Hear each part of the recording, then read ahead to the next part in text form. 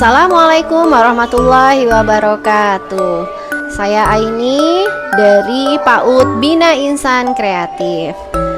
Kali ini kami akan berbagi tentang kegiatan yang bernama Entrepreneurship Day. Apa tujuan dari kegiatan ini?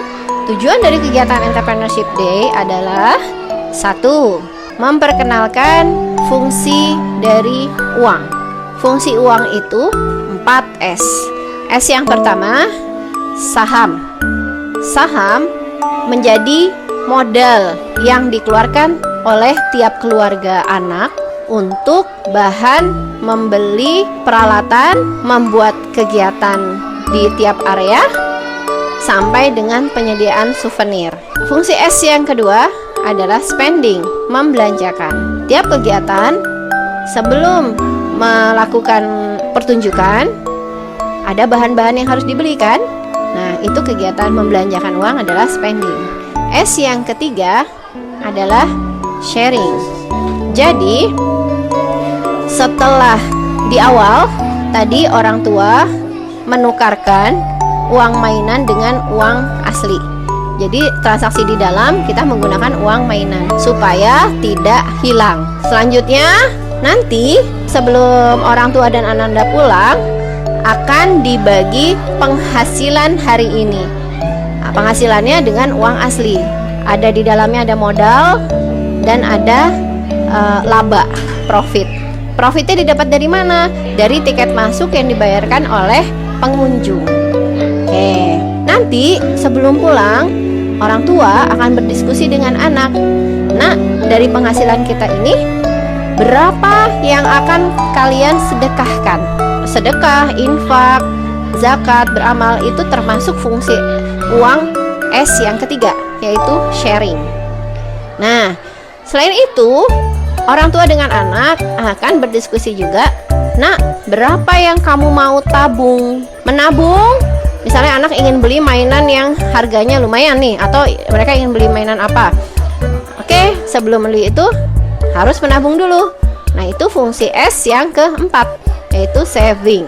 Jadi ada 4S fungsi uang: saham, spending, sharing, saving. Oke, tujuan kegiatan entrepreneurship yang kedua, pengenalan profesi. Contoh, di eksperimen sains ada penerapan profesi saintis, ada penerapan profesi guru. Ada lagi di kegiatan katarsis dan psikolinguistik ada profesi psikologi, ada profesi sastrawan, ada profesi psikiater, ada profesi dokter, perawat, biologis, ahli tumbuhan, farmasi. Nah, nanti akan dimainkan di area naturalistik. Tujuan yang ketiga, melatih keberanian berpikir kritis, kreativitas, dan pengalaman. Anak belajar dengan metode STEAM. Jadi ada science, teknologi, eksperimen, art, and mekanik. Ya, and mathematics, sorry. Itu tujuan yang ketiga. Yang keempat, kita mengeksplor kecerdasan majemuk anak, multiple intelligence, atau yang kita lebih kenal bakat. Nah, jadi anak eksplor nih kecerdasan mereka, 9 atau 10 kecerdasan dieksplor di kegiatan ini. Mereka mempraktekkan, mereka mengeksplor, apalagi ya yang ada di alam sekitar ini, apa aja ya yang ada di tubuhku, gitu, dengan pengalaman dan praktikum.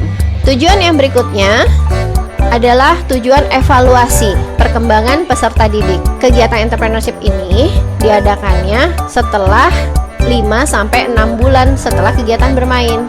Apa yang sudah dimainkan oleh anak selama 1 semester di sekolah, di PAUD, diulang oleh orang tua. Jadi kegiatan entrepreneurship ini, kalau sahabat nanti lihat, itu semua orang tua dengan anaknya. Jadi orang tua diberi kebebasan untuk memilih program atau kegiatan apa saja yang sudah pernah dilakukan selama 6 bulan oleh anak-anak. Nah, orang tua boleh memilih apa nih yang mau diambil, apa yang mau dipraktekkan di sini. Nah, menjadi sebuah pertunjukan. Jadi ini evaluasi. Evaluasi tidak hanya dari laporan tertulis tumbuh kembang, tapi juga performanya, langsung prakteknya. Orang tua bisa mengenal anak lebih jauh tentang tumbuh kembangnya. Dan kegiatan ini diulang setiap hari. Jadi ketika anak bermain di PAUD, di malam harinya ketika pulang atau siang harinya ketika pulang, anak bermain ulang dengan orang tuanya. Sehingga orang tua menyadari apa perannya dan anak terpenuhi kebutuhan emosi sosialnya. Fisik, bahasa, motorik, sensori integrasi, spiritual, rohaninya. Kegiatan ini adalah ajang untuk quality time antara anak dengan orang tua. Sehingga yang hadir adalah keluarga. Orang tua di sini tidak hanya ibu, tapi juga ayah. Ayah, ibu, kakak, adik. Sekian, sahabat dapat melihat lebih detail kegiatan apa saja yang ditampilkan. Selamat menyaksikan. Assalamualaikum warahmatullahi wabarakatuh. Assalamualaikum warahmatullahi wabarakatuh. Saya dari stand Sains dan Iptek, di mana di sini ada cahaya dan ilusi optik serta bunyi dan getaran. Di mana cahaya dan ilusi optik itu terdiri dari cahaya dan penglihatan. Sedangkan bunyi dan getaran terdiri dari adanya notasi-notasi angka yang dimana menghasilkan bunyi dan getaran dari pukulan kaleng.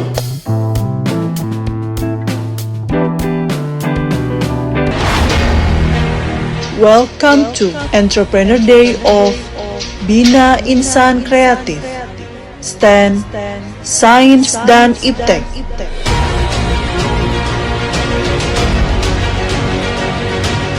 Di sini kalian akan belajar mengenai cahaya ilusi optik, getaran dan bunyi, magnet dan listrik, juga gerak gaya erosi. Selamat menyaksikan. Selamat datang, kami dari stand Sains dan Iptek. Nah, jadi di sini kami memperkenalkan dulu ke anak-anak apa sih Sains dan Iptek ini. Di hari ini kita menampilkan ada cahaya ilusi optik, ada magnet dan listrik, ada juga gaya erosi dan gerak gaya dan erosi gitu ya.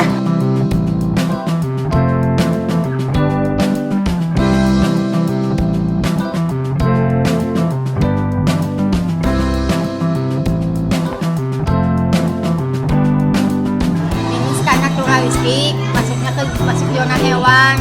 Di sini hewannya nggak hewan unggas, hewan mamalia sama reptil. Di sini untuk mengenal anak-anak mengenal hewan, karakteristik hewan sama ciri-ciri hewan.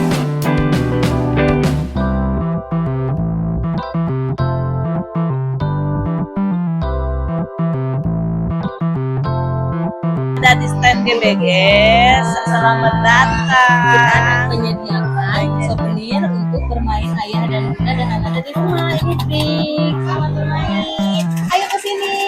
Ini stand naturalistik. Ya, jadi sebelum masuk ke zona hewan, ke zona games, terus ada zona tahfiz, sama satu lagi untuk membuat sabun cuci piring itu tiketnya di sebelah sini ya. Nanti kita dikasih uang mainan itu 25.000 ditukar sama satu gelang. Ini gelangnya nanti ditempel di tangan anak-anak. Datang di stand kami yaitu stand cerdas cermat. Jadi cerdas cermat ini adik-adik belajar untuk menebak sebuah gambar dari potongan gambar di mana di sebelah kiri dan kanan itu ada gambarnya. Nah, untuk yang kiri ini potongan gambar, kemudian untuk yang kanan ini adalah yang lengkapnya. Setelah selesai nanti kita akan menyusun. Nah, misalnya di sini ini adalah kira-kira gambar telinga gitu ya. Pada saat sudah terjawab, nah di sini nanti ada gambar yang aslinya, kita cari potongannya. Oke. Nah, ini potongannya, kemudian kita cari gambar lengkapnya. Setelah itu baru kita susun dari hurufnya. Oke. Nah, pada saat menyusun hurufnya, Di sini kita harus cepet-cepetan. Kenapa? Karena dengan tim yang lain harus paling cepat. Kalau sudah cepat, baru mengebunyikan bel atau lonceng. Itu tandanya menang. Jadi di rumah bunda-bunda dan ayah sama adik-adiknya bisa belajar. Di handphone bisa menutup sebagian gambar, jadi menebak gambar dari potongan gambar. Jadi kira-kira seperti itu. Oke, selamat datang di stand kami di Katarsis and Psikolinguistik. Jadi di sini adalah pada saat kita punya kegiatan gitu ya, kita ada beberapa merasa perasaan yang kita rasakan. Biasakan misalkan perasaan senang, ada perasaan takut, perasaan sedih gitu ya. Nah, di sini kita akan salurkan perasaan-perasaan tersebut. Nah, salah satunya dengan permainan catur rasa di sini. Lalu juga ada bagaimana kita untuk menyalurkan rasa takut kita dan juga rasa sedih kita ya.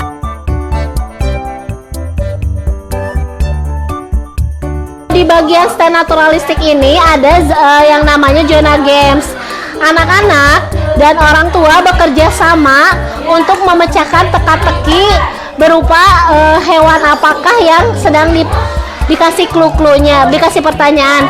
Dan anak-anak juga belajar mengenal arah mata angin. Nah, kalau sekarang ada di zona tahfiz. Zona tahfiz itu menceritakan dua surat, yaitu surat Al-Adiyat dan surat Al-Fil. Kebetulan untuk shift yang pertama itu adalah surat Al-Adiyat yang artinya kuda perang. Jadi saya itu mengajak teman-teman ataupun anak-anak yang ke stand ini untuk melantunkan ayat suci Al-Quran Al-Adiyat beserta artinya bersama-sama. Ini stand zona produk alam ya. Di sini membuat sabun cuci piring. Bahan-bahannya ada Texapon, air, garam, lemon, sama daun pandan.